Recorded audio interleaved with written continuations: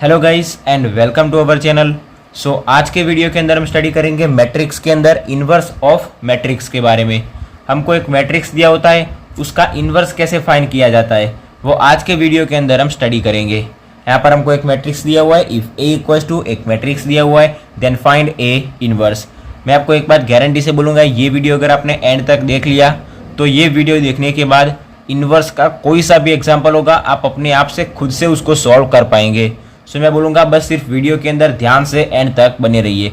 आपको इन्वर्स कैसे फाइंड किया जाता है मैट्रिक्स का मैं A to Z समझा दूंगा, आपको समझ में कम्प्लीटली आ जाएगा। ठीक है, सबसे पहले उसका हम फॉर्मूला देखते हैं। फॉर्मूले के अंदर हमको दो चीज़ें फाइंड करनी होगी, दोनों की दोनों चीज़ें फॉर्मूला के अंदर पुट करेंगे, हमको इन्वर्स मिल जाएगा। ठीक है, तो सबसे पहले उसका फॉर्मूला देखते हैं। यहाँ पर हमको मैट्रिक्स ए दिया हुआ है, हम क्या फाइंड करेंगे ए इन्वर्स। अगर मैट्रिक्स बी दिया होता तो हम बी इन्वर्स फाइंड करते। अगर मैट्रिक्स जेड दिया होता तो हम क्या फाइंड करते हैं जेड इन्वर्स फाइंड करते। ये सब चीज़ें तो हमें पता है। ठीक है, सबसे पहले फॉर्मूला देखते हैं। फॉर्मूला क्या होगा, अगर हमको कोई मैट्रिक्स ए उसका इन्वर्स फाइंड करना है ए इन्वर्स इक्वल टू क्या होगा 1 upon determinant of A into adjoint of A. Determinant of A, यह पर हमको जो मैट्रिक्स दिया हुआ है उसका डिटर्मिनेंट फाइंड करेंगे। कैसे फाइंड करेंगे एक ही मिनट के अंदर मैं आपको सिखा दूंगा कैसे फाइंड करना है। और एडजॉइंट ऑफ ए, एडजॉइंट का वीडियो हमने इसके पहले के लेक्चर के अंदर कंप्लीट किया था। हमने उसके अंदर दो एग्जांपल देखे थे, वो वीडियो आपने देखा होगा तो एडजॉइंट फाइंड करना तो आपको आता ही होगा। नहीं आता तो वो वीडियो एक बार चेकआउट कर दीजिएगा, डिस्क्रिप्शन बॉक्स में आपको उसका लिंक मिल जाएगा। अदरवाइज आप ये वीडियो देखते जाइए, मैं आपको समझाऊंगा, आपको समझ में भी आ जाएगा। ठीक है, स्टार्ट करते हैं। सबसे पहले एक मैट्रिक्स दिया हुआ है उसका ए इन्वर्स फाइंड करना है। ए इन्वर्स फाइंड करने के लिए हमारे पास फॉर्मूला है 1 upon determinant of A into adjoint of A. तो सबसे पहले हम क्या फाइंड करेंगे डिटर्मिनेंट ऑफ ए फाइंड करेंगे। यहाँ से हमारे एग्जाम्पल का आंसर स्टार्ट होगा। नाउ हम क्या फाइंड करेंगे determinant of A is equals to, कैसे फाइंड करेंगे। ठीक है, यहाँ पर हमारे पास सबसे पहले क्या होनी चाहिए, एक फर्स्ट रो है उसको हम कंसिडर करेंगे और याद रखेंगे। यहाँ पर हमारे पास फर्स्ट रो है, उसके अंदर कौन कौन से टर्म है 1 2 एंड 5। तो मैं बोलूंगा सबसे पहला टर्म कौन सा है 1, आंख बंद करके लिखेंगे 1। फिर हमारे पास जो 1 होगा वो जिस रो के अंदर होगा और जिस कॉलम के अंदर होगा।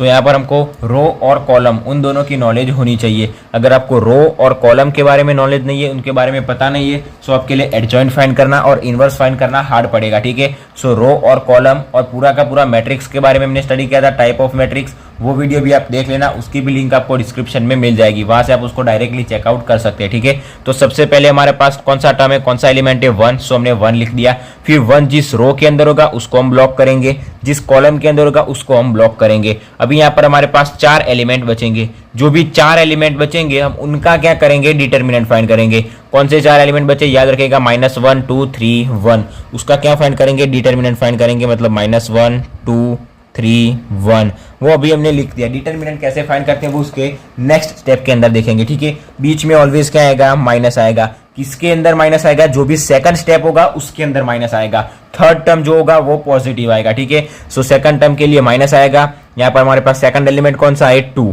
2 जिस रो के अंदर होगा उसको हम ब्लॉक करेंगे, जिस कॉलम के अंदर होगा उसको हम ब्लॉक करेंगे। हमारे पास 4 एलिमेंट कौन से बचेंगे 0 2 1 1।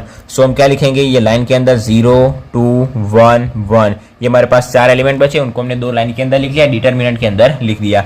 फिर क्या आएगा प्लस आएगा। ऑलवेज याद रखिएगा जो भी सेकंड स्टेप होगा उसके अंदर साइन क्या आएगी माइनस आएगी, बाकी सब प्लस आएंगे, पॉजिटिव के अंदर आएंगे। ठीक है, फिर हम लिखेंगे प्लस। हमारे पास थर्ड एलिमेंट कौन सा है 5 जिस रो के अंदर होगा, जिस कॉलम के अंदर होगा हम उसको ब्लॉक करेंगे। 0 -1 1 3 हमारे पास बचा, डिटर्मिनेंट के अंदर हम उसको लिख देंगे 0 -1 1 3। यहाँ तक कंप्लीट हो गया। अभी determinant of A is equal to हमको क्या मिलेगा, देखिए 1 वैसे का वैसा रहेगा। अभी ये जो स्मॉल छोटा सा डिटर्मिनेंट है उसको कैसे सॉल्व करना है, क्या करेंगे जो भी डायगोनल एलिमेंट्स होंगे उन दोनों का क्या करेंगे मल्टीप्लीकेशन, और बाकी उन जो 2 टर्म मिलेंगे उनका सब्सट्रैक्शन करेंगे। मतलब ये एक डायगोनल हो गया, ये एक दूसरा डायगोनल हो गया, इन दोनों का क्या करेंगे मल्टीप्लीकेशन। खास बात क्या याद रखनी है, जो सबसे पहला टर्म होगा उसके नीचे जो ये टर्म है उन दोनों का सबसे पहले मल्टीप्लीकेशन करेंगे, यानी कि -1 × 1 क्या होगा -1, बीच में आएगा -3 × 2 क्या होगा 6। गलती से भी पहले 3 × 2 6 फिर बाद में माइनस करके इन दोनों का मल्टीप्लीकेशन नहीं करना है, सबसे पहले इन दोनों का मल्टीप्लीकेशन करना है, उसके बाद ही ये दो एलिमेंट का मल्टीप्लीकेशन करना है।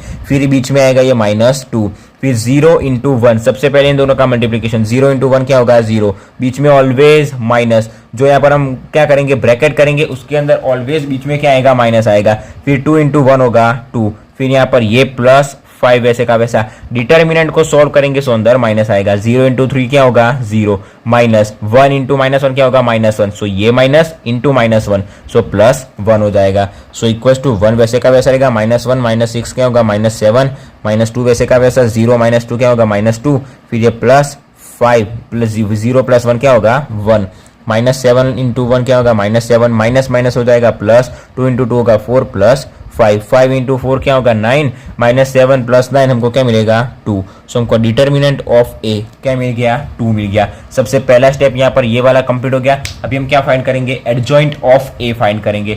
एडजॉइंट कैसे फाइंड करते हैं वो हम समझते हैं सबसे पहले। सो नाउ हम फाइंड करेंगे एडजॉइंट ऑफ ए। उसके लिए हमारे पास फॉर्मूला है, कौन सा फॉर्मूला है, सो जो कोफैक्टर होता है ए का, कोफैक्टर ऑफ ए, उसका क्या करेंगे ट्रांसपोज करेंगे। एडजॉइंट फाइंड करने के लिए हमारे पास 3 स्टेप है। सबसे पहले स्टेप के अंदर हम क्या फाइंड करेंगे उसका कोफैक्टर फाइंड करेंगे। कोफैक्टर फाइंड करने के बाद जो भी नॉन डायगोनल एलिमेंट्स होंगे उनका हम साइन चेंज करेंगे और थर्ड स्टेप के अंदर फाइनल स्टेप के अंदर जो भी हमको आंसर मिलेगा उसका ट्रांसपोज करेंगे। ट्रांसपोज कैसे करेंगे, जो रो होगी वो कॉलम के अंदर कन्वर्ट हो जाएगी और कॉलम रो के अंदर कन्वर्ट हो जाएगी। आप देखते जाइए आपको आसानी से समझ में आ जाएगा, ठीक है। सो एडजॉइंट ऑफ ए फाइंड करने के लिए हमको सबसे पहले कोफैक्टर फाइंड करना पड़ेगा। तो अभी हम क्या फाइंड करते हैं कोफैक्टर ऑफ ए फाइंड करेंगे, फिर उसका ट्रांसपोज करेंगे। सो नाउ अभी हम फाइंड करेंगे cofactor of A. Cofactor of A का कोफैक्टर कैसे फाइंड किया जाता है। यहाँ पर हमारे पास टोटल कितने 9 एलिमेंट्स है, 1 2 3 4 5 6 7 8 9। सो हमको कितने कोफैक्टर मिलेंगे 9 कोफैक्टर मिलेंगे। सो यहाँ पर हमको आंसर मिलेगा उसका कोफैक्टर का, हमको टोटल कितने यहाँ पर 9 हमको कोफैक्टर मिल जाएंगे कोफैक्टर ऑफ ए। तो सबसे पहले फाइंड करेंगे 1 का कोफैक्टर, फिर 2 का कोफैक्टर। 1 का जो कोफैक्टर मिलेगा वो 1 की जगह रखेंगे, 2 का कोफैक्टर उसकी जगह रखेंगे, 5 का कोफैक्टर उसकी जगह रखेंगे। सो हमको पूरा का पूरा हमारा क्या मिल जाएगा आंसर मिल जाएगा। सो 1 का कोफैक्टर कैसे फाइंड किया जाता है, मैं बाजू में फिर से हमको एक मैट्रिक्स दिया हुआ इसको लिख देता हूँ 1 2 5 0 -1 2 1 3 1। जो 1 के लिए हम क्या करेंगे, जो भी हमारा एलिमेंट होगा, जो भी हमारा 1 एलिमेंट है उसका हमको कोफैक्टर फाइंड करना है। सो 1 जिस रो के अंदर होगा और जिस कॉलम के अंदर होगा उसको हम ब्लॉक करेंगे, उसको हमने ब्लॉक कर दिया। अभी यहाँ पर हमारे पास कौन कौन से टर्म बचे -1 2 3 1। सो हम सबसे पहले वो लिख देते -1 2 3 1। ये सारा काम जो भी हम करेंगे वो रफ के अंदर करेंगे, ऑलवेज याद रखना है। एग्जाम के अंदर भी आपको ये सारी चीजें जो करनी है वो रफ के अंदर करनी है, ठीक है। सो 1 का कोफैक्टर फाइंड करने के लिए हम क्या करेंगे, ये 1 जिस रो के अंदर है और जिस कॉलम के अंदर है उसको ब्लॉक करेंगे। हमारे पास 4 एलिमेंट बचेंगे, इनका क्या करेंगे डिटर्मिनेंट फाइंड करेंगे। अभी ये तो हमको पता चल गया कैसे करेंगे, सबसे पहले इन दोनों का मल्टीप्लीकेशन बाद में इन दोनों का। सो -1 इंटू 1 क्या होगा -1, बीच में ऑलवेज माइनस, 3 इंटू 2 क्या होगा 6, -1 -6 -7। सो 1 का कोफैक्टर क्या मिला -7। सो यहाँ पर लिख देंगे -7। अभी किसका कोफैक्टर फाइंड करेंगे 2 का। सो 2 के लिए क्या करेंगे, 2 जिस रो के अंदर होगा उसको ब्लॉक करेंगे, जिस कॉलम के अंदर होगा उसको ब्लॉक करेंगे। 4 एलिमेंट बचे होंगे 0 2 1 1, उनका डिटर्मिनेंट फाइंड करेंगे। सो 0 2 1 1, इसका डिटर्मिनेंट फाइंड करेंगे। 0 इंटू 1 क्या होगा 0, बीच में ऑलवेज माइनस, 1 इंटू 2 क्या होगा 2। सो हमको आंसर क्या मिलेगा -2। सो जो 2 था उसका कोफैक्टर हमको मिला -2। यहाँ तक कंप्लीट। अभी 5 का कोफैक्टर फाइंड कैसे करेंगे, 5 जिस रो के अंदर है और जिस कॉलम के अंदर है उसको ब्लॉक करेंगे। 4 एलिमेंट बचेंगे, उनका डिटर्मिनेंट फाइंड करेंगे। 0 -1 1 3, 0 -1 1 3, इसका डिटर्मिनेंट फाइंड करने के लिए 0 इंटू 3 क्या होगा 0, बीच में माइनस, 1 इंटू -1 क्या होगा -1। सो माइनस इंटू -1 मतलब माइनस माइनस होगा प्लस इंटू 1। सो हमको क्या मिलेगा 1 हमारा आंसर मिलेगा। सो 5 का कोफैक्टर हमको क्या मिलेगा यहाँ पर 1 मिल जाएगा। यहाँ तक कंप्लीट हो गया। अभी हम किसका 0 का कोफैक्टर फाइंड करेंगे। सो उसके लिए क्या करेंगे, 0 जिस रो के अंदर होगा उसको ब्लॉक करेंगे। सेकंड रो के अंदर है तो सेकंड रो को ब्लॉक करेंगे और पहली कॉलम के अंदर है वो कॉलम को ब्लॉक करेंगे। कौन से एलिमेंट बचेंगे 4, 2 5 3 1, 2 5 3 1, इसका क्या फाइंड करेंगे डिटर्मिनेंट फाइंड करेंगे। सो सबसे पहले 2 इंटू 1 क्या होगा 2, बीच में ऑलवेज माइनस, 3 इंटू 5 क्या होगा 15। सो हमको आंसर क्या मिलेगा -13। सो जो 0 था उसका कोफैक्टर क्या मिला 13। सो -13 हमारा कोफैक्टर मिल गया। फिर वैसे ही -1 का क्या करेंगे, कोफैक्टर फाइंड करेंगे। उसके लिए -1 जिस रो के अंदर होगा उसको ब्लॉक करेंगे, जिस कॉलम के अंदर होगा उसको ब्लॉक करेंगे। सो 1 5 1 1 उसका डिटर्मिनेंट। सो 1 5 1 1 इसका डिटर्मिनेंट 1 इंटू 1 होगा 1, बीच में -1 इंटू 5 होगा 5। क्या आंसर आएगा -4। अभी आशा रखता हूँ कि आपको ये डिटर्मिनेंट कैसे फाइंड करना है, कोफैक्टर कैसे फाइंड करना है वो आपको आसानी से पता चल गया होगा। अभी डायरेक्टली मैं 2 का कैसे कोफैक्टर फाइंड करते हैं वो यहाँ से ही लिख लेते हैं, ठीक है। सो यहाँ से 2 का कोफैक्टर फाइंड करना है। सो जो रो है उसको ब्लॉक करेंगे, जो कॉलम है उसको ब्लॉक करेंगे। सो 3 इंटू 1 क्या होगा 3, -1 इंटू 2 क्या होगा 2। सो 3 - 2 हमको क्या आंसर मिलेगा 1। सो यहाँ पर हमारा आंसर आएगा 1। नेक्स्ट हम फाइंड करेंगे 1 का कोफैक्टर। सो 1 जिस रो के अंदर है, जिस कॉलम के अंदर है उसको ब्लॉक करेंगे। 2 इंटू 2 होगा 4, -5 इंटू 1 क्या होगा -5। सो 4 -5, सो 4 + 5 यानी कि हमको क्या आंसर मिलेगा 9। सो यहाँ पर हमको मिलेगा 9। फिर 3 के लिए इसको ब्लॉक करेंगे, इसको ब्लॉक करेंगे। 2 इंटू 1 होगा 2, -5 इंटू 0 0 मिलेगा। सो 2 - 5 हमको क्या मिलेगा, सॉरी 2 - 0 हमको क्या मिलेगा 2 मिलेगा। यहाँ तक कंप्लीट। फिर 1 के लिए फाइंड करेंगे। सो 1 इन दोनों को क्या करेंगे ब्लॉक। 1 इंटू -1 क्या होगा -1 -0। सो हमारा आंसर आएगा -1। यहाँ तक कंप्लीट हो गया। ये हमारा फर्स्ट स्टेप हो गया क्या फाइंड करने के लिए, एडजॉइंट फाइंड करने के लिए। सो हमको सबसे पहले कोफैक्टर मिल गया। अभी क्या करेंगे, जो भी कोफैक्टर के अंदर नॉन डायगोनल एलिमेंट्स होंगे उनका हम साइन चेंज कर देंगे। अभी नॉन डायगोनल एलिमेंट्स क्या होते हैं वो मैं आपको समझा देता हूँ। यहाँ पर हमारे पास 9 एलिमेंट है। ये देखिए यहाँ पर ये हमको मैट्रिक्स दिया हुआ है, ये मैट्रिक्स है।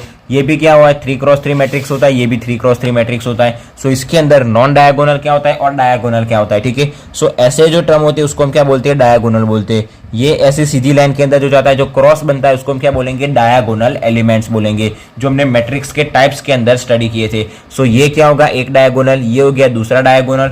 सो अभी हमारे पास क्या कंडीशन थी, सो जो भी नॉन डायगोनल एलिमेंट्स होंगे उनका साइन चेंज कर देंगे। सो हमारे पास 4 ही नॉन डायगोनल एलिमेंट्स होंगे, ये 1 2 3 और 4। अगर हमको नॉन डायगोनल ऐसा याद नहीं रखना तो सिंपल सा हम ये याद रखेंगे कि यहाँ पर 1 2 3 और जो 4 एलिमेंट होंगे उनका हम साइन चेंज कर देंगे, ठीक है। सो यहाँ पर हमको जो आंसर मिला कोफैक्टर का, उसके अंदर जो ये 1 2 3 4 इनका साइन क्या कर देंगे, चेंज कर देंगे। सो इक्वल्स टू, सबसे पहले हम क्या करेंगे, ये हमारा आ गया मैट्रिक्स। यहाँ पर -7, जो हमारे पास डायगोनल एलिमेंट्स होते हैं उनको सबसे पहले लिख देते हैं। यह आ गया -7, फिर -4 और -1 ऐसे लिखेंगे। सो 1 -4 और 9। अभी बाकी जो 4 टर्म बचे उनका क्या करेंगे, साइन चेंज कर देंगे। -2 का हो जाएगा +2, +1 का हो जाएगा -1, 2 का हो जाएगा -2, -13 का हो जाएगा 13। ये हमारा हो गया दूसरा स्टेप। और तीसरे और आखिरी स्टेप के अंदर क्या करेंगे, ये जो हमको आंसर मिला दूसरा स्टेप जो हो गया उसके बाद तीसरा स्टेप आएगा। सो ये हमको जो कोफैक्टर मिला उसका ट्रांसपोज करेंगे। कैसे ट्रांसपोज करेंगे, मतलब जो फर्स्ट रो होगी वो फर्स्ट कॉलम बन जाएगी, सेकंड रो होगी वो सेकंड कॉलम बन जाएगी, थर्ड रो होगी वो थर्ड कॉलम बन जाएगी। देखिए हम रो को कॉलम के अंदर चेंज करें या फिर कॉलम को रो के अंदर चेंज करें, दोनों एक ही होगा। अगर मैंने आपको पहले ही बोला था, अगर हम एक को दूसरे के अंदर चेंज करेंगे तो दूसरा ऑटोमेटिकली पहले के अंदर चेंज हो जाएगा। यहाँ तक कंप्लीट हो गया। अभी हम क्या फाइंड करते हैं, इसका ट्रांसपोज ले लेते हैं। तो सबसे पहले हम क्या फाइंड करेंगे, adjoint of A is equal to cofactor of A, उसका ट्रांसपोज। सो अभी हम फाइंड करेंगे एडजॉइंट ऑफ ए, उसके इक्वल्स टू हमारे पास क्या था, कोफैक्टर ऑफ ए, उसका ट्रांसपोज, कोफैक्टर का ट्रांसपोज। हमको कोफैक्टर कौन सा मिला यहाँ पर, -7 2 1 लिख देते हैं यहाँ पर, -7 2 1। उसके बाद आता है 13 -4 -1, 13 -4 -1, फिर 9 -2 -1, 9 -2 -1। यहाँ तक कंप्लीट एडजॉइंट फाइंड करना है। सो फॉर्मूला था क्या था, कोफैक्टर का ट्रांसपोज। तो ये मिल गया कोफैक्टर, उसका करेंगे ट्रांसपोज। सो इक्वल्स टू क्या करेंगे, -7 2 1, जो हमारी फर्स्ट रो है वो फर्स्ट कॉलम बन जाएगी। सो -7 2 1। सेकंड रो कौन सी है, 13 -4 -1, सो 13 -4 -1 वो सेकंड कॉलम बन जाएगी। और जो थर्ड रो होगी वो थर्ड कॉलम बन जाएगी, मतलब 9 -2 और -1। यहाँ से हम देख सकते हैं, अगर यहाँ पर हमने रो को कॉलम के अंदर चेंज किया, अगर हमारी मर्जी है कि -7 13 9 जो फर्स्ट कॉलम है उसको हम फर्स्ट रो बनाए, सो वो भी वही होगा। मैंने आपको यही बोला कि पहले को दूसरे के अंदर चेंज करेंगे तो दूसरा ऑटोमेटिकली पहले के अंदर चेंज हो ही जाएगा। सो जो हमारी रो को हमने कॉलम के अंदर चेंज किया तो ऑटोमेटिकली कॉलम रो के अंदर चेंज हो ही जाएगी। सो -7 13 9, -7 13 9, 2 -4 -2, 2 -4 -2, 1 -1 -1, 1 -1 -1। यहाँ तक कंप्लीट हो गया। ये हमको क्या मिल गया, एडजॉइंट ऑफ ए मिल गया। अभी नेक्स्ट हम क्या फाइंड करेंगे, जो हमारा टॉपिक है क्या फाइंड करना है, इनवर्स ऑफ ए। सो अभी हमारा आंसर आएगा कि इनवर्स ऑफ ए यानी कि A inverse equals to 1 upon determinant of A into adjoint of A. हमको डिटर्मिनेंट ऑफ ए आगे कितना मिला था, डिटर्मिनेंट ऑफ ए 2 मिला था। So A inverse equals to 1/2 adjoint of A, ये हमारा क्या है, एडजॉइंट है। सो इसको हम लिखेंगे यहाँ पर क्या है, -7 13 9 2 -4 -2 फिर 2 -1 -1, ये क्या आ गया हमारा आंसर। अभी इसके बाद एक स्टेप अगर हमको करना हो सो कर सकते हैं।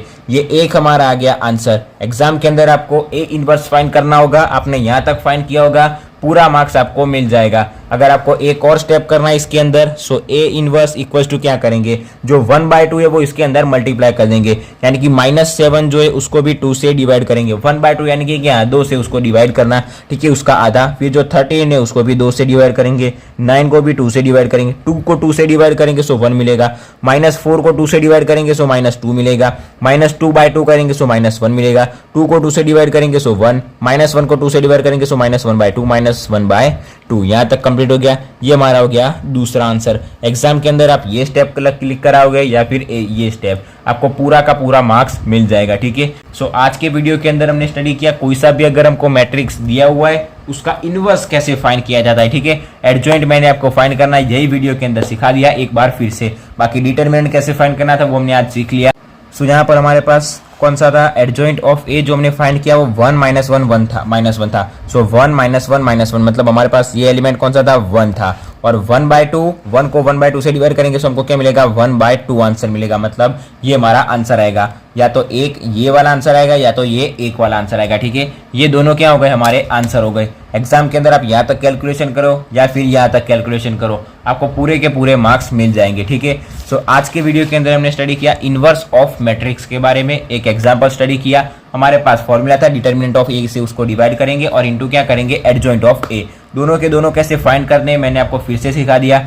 आशा रखता हूँ कि आपको इनवर्स कैसे फाइंड करना है वो पता चल गया। इसके नेक्स्ट लेक्चर के अंदर हम एक और एग्जाम्पल देखेंगे ताकि आपकी प्रैक्टिस हो जाए। मैं बोलूँगा वो जो एग्जाम्पल है उसको आप खुद ट्राई कीजिए, सॉल्व कीजिए, और अगर ना पता चले सो वीडियो के अंदर आ जाना, ठीक है। इसके नेक्स्ट लेक्चर के अंदर एक और एग्जाम्पल देखेंगे ताकि प्रैक्टिस हो जाए और कंप्लीट पता चल जाए कि इनवर्स कैसे फाइंड करना है। आज का वीडियो यहाँ तक रखते हैं। अगर वीडियो अच्छा लगा हो तो वीडियो को लाइक और शेयर जरूर से कर देना, और अगर चैनल पर नए हो तो चैनल को सब्सक्राइब भी जरूर से कर देना। So thanks for watching guys.